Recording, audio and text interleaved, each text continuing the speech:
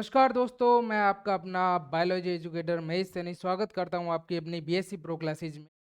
आज हम लोग बीएससी सेकेंड सेमेस्टर के पेपर पैटर्न एंड सिलेबस के बारे में डिस्कस करेंगे, जिसमें हम लोग फर्स्ट ऑफ ऑल डिस्कस करेंगे भाई पेपर पैटर्न होता कैसा है। ठीक है, कितने पार्ट्स होते हैं, कितने मार्क्स होते हैं, क्या टाइमिंग होता है।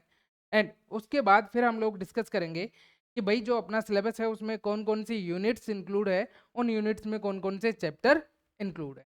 ठीक है, तो स्टार्ट करते हैं हम लोग। देखिए, first of all upon paper timing की बात कर लेते हैं।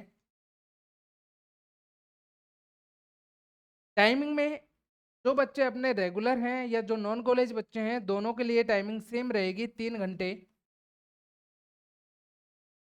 अब बात कर लेते हैं अपन पेपर पैटर्न में। सबसे पहले रेगुलर स्टूडेंट्स के लिए, जैसे हमको पता है कि भाई जो अपना पेपर है उसमें 2 पार्ट्स आते हैं, part A and part B. ठीक है, रेगुलर स्टूडेंट्स वालों के लिए पार्ट ए है, वो रहेगा अपना 20 मार्क्स का, जिसमें अपने 10 क्वेश्चंस आएंगे और सारे क्वेश्चंस होंगे अपने वेरी शॉर्ट आंसर टाइप के, यानी कि हर एक क्वेश्चन हो जाएगा अपना यहाँ पर 2 नंबर का। पार्ट बी की बात करें तो पार्ट बी है वो होता है अपना 60 मार्क्स का। ठीक है, और इसमें अपने 4 क्वेश्चंस आते हैं। ठीक है, जिसमें हर एक क्वेश्चन अपना 15 नंबर का होता है। ठीक है, ये तो बात हुई रेगुलर स्टूडेंट्स के लिए। अब बात कर लेते हैं अपन नॉन कॉलेज वालों के लिए। नॉन कॉलेज वालों के लिए पार्ट जो ए है सेम रेगुलर की तरह होगा, यानी कि 20 मार्क्स का, जिसमें 10 क्वेश्चंस होंगे, वेरी शॉर्ट टाइप क्वेश्चंस होंगे और हर एक क्वेश्चन 2 नंबर का होगा। ठीक है, फिर बात कर लेते हैं पार्ट बी का। तो यहाँ पर जो पार्ट बी है नॉन कॉलेज वालों के लिए, ठीक है, वो होगा 80 नंबर का। ठीक है, यानी कि हम कह सकते हैं कि यहाँ हर एक जो क्वेश्चन है वो होगा अपना 20 मार्क्स का।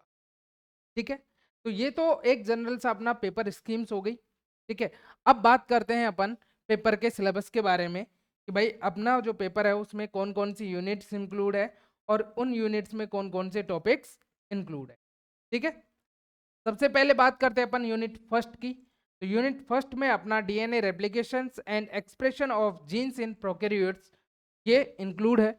डीएनए रेप्लिकेशन में बात करें अपन, तो जो प्रोकैरियोट्स हैं, ठीक है, या प्रोकैरियोटिक जो डीएनए है, ठीक है, उसके रेप्लिकेशन के मैकेनिज्म पढ़ेंगे, कौन से एंजाइम्स उसमें यूज होते हैं पढ़ेंगे, मैकेनिज्म में कौन से स्टेप्स होते हैं जैसे initiation, elongation, termination, leading, lagging strand, Okazaki friends, ये सारी इंक्लूड्स है।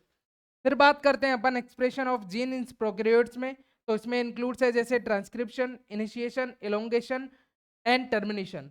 उसके अलावा जैसे जेनेटिक कोड्स हो गया, जेनेटिक कोड के अलावा जैसे ट्रांसलेशन है, ये सभी जो टॉपिक्स है वो अपने इसमें इंक्लूड है। ठीक है, सेकेंड यूनिट की बात करते हैं अपन।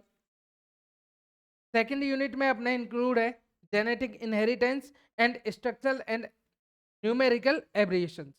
जेनेटिक इनहेरिटेंस में जैसे मेंडल्स के लॉज, ठीक है, मेंडल्स के लॉज के एक्सेप्शंस, ठीक है, और उनके अलावा इसमें जैसे कि साइटोप्लाज्मिक इनहेरिटेंस, ये क्या है, इंक्लूड है। वहीं बात करें अपन स्ट्रक्चरल एंड न्यूमेरिकल एब्रिएशंस में, तो इसमें जैसे डिलीटेशंस हो गया, डुप्लीकेशंस हो गया, ट्रांसलोकेशन हो गया, इन्वर्जन हो गया, एनिप्लॉइडी, पॉलीप्लॉइडी, म्यूटेशंस, ये सारे टॉपिक्स इसमें इंक्लूड है। तो ये तो बात हुई अपनी यूनिट फर्स्ट की, सॉरी सेकंड की। अब बात करते हैं अपन यूनिट थर्ड की।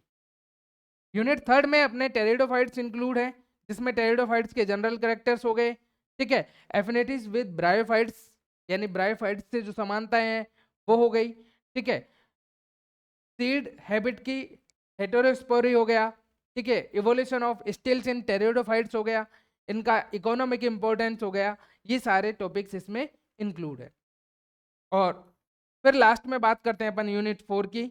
और यूनिट 4 में अपना जिम्नोस्पर्म इंक्लूड है, ठीक है, जिसमें जिम्नोस्पर्म के जनरल कैरेक्टर्स हो गए, टेरिडोफाइट से क्या इनकी समानता यानी एफिनिटीज हैं वो हो गया, इनके इकोनॉमिक इंपॉर्टेंस हो गए, ये सारे टॉपिक्स इसमें क्या है, इंक्लूड है। उसके अलावा इसमें पेलियोबोटनी एक टॉपिक इंक्लूड है, जिसमें जनरली अपन फॉसिल्स के बारे में पढ़ेंगे या फॉसिल्स के बारे में इसमें बताया गया है, जिसमें अपन इसके बेसिक कंसेप्ट एंड सिग्निफिकेंस पढ़ेंगे, जियोलॉजिकल टाइम स्केल है वो इसमें क्या है, इंक्लूड है। तो ये तो बात हुई अपनी सिलेबस की। भाई सिलेबस में अपने 4 यूनिट्स हैं, 4 यूनिट्स के टॉपिक्स अपने क्या कर लिया, डिस्कस कर लिया।